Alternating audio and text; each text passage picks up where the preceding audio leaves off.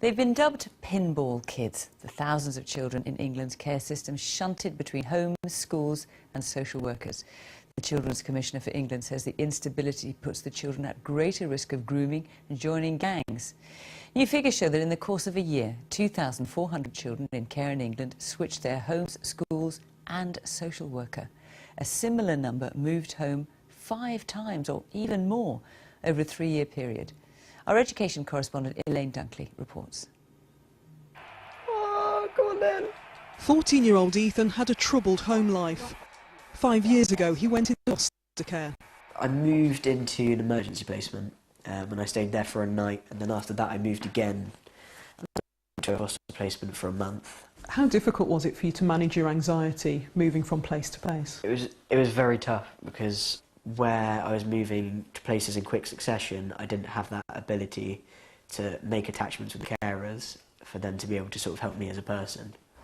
Constantly changing homes, schools and social workers means many children end up in a cycle of exclusion which continues throughout their lives. Challenging behavioural and emotional problems, along with a shortage of foster carers, tight local authority budgets, all part of the problem.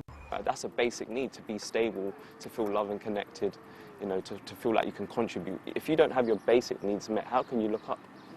Jerome has also been in care and now runs a charity supporting others after his friend took his own life. The experience of moving around and being separated from siblings has had a lasting effect. It was traumatic for me because I wasn't with my brother or my sister. It's like you're on a conveyor belt. You know, you're not really human. So the language they use is quite dehumanizing.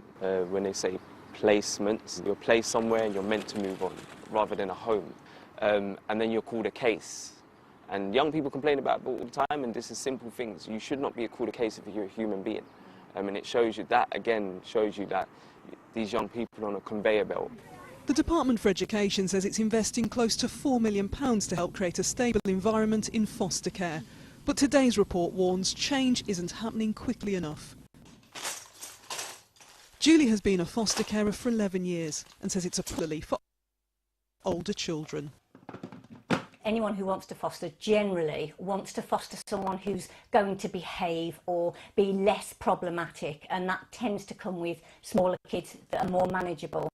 Teenagers, by the title, are more problematic. So this is where I stay. Ethan finally has a place to call home in residential care.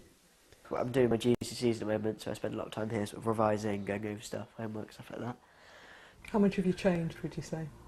Massive deal. I'm a completely different person from when I started, right at the bottom, and I've come out the other side, I've worked my way up, and this has been a success. Elaine Dunkley, BBC News. The England football manager Gareth Southgate has defended forward Raheem Sterling's choice of a tattoo.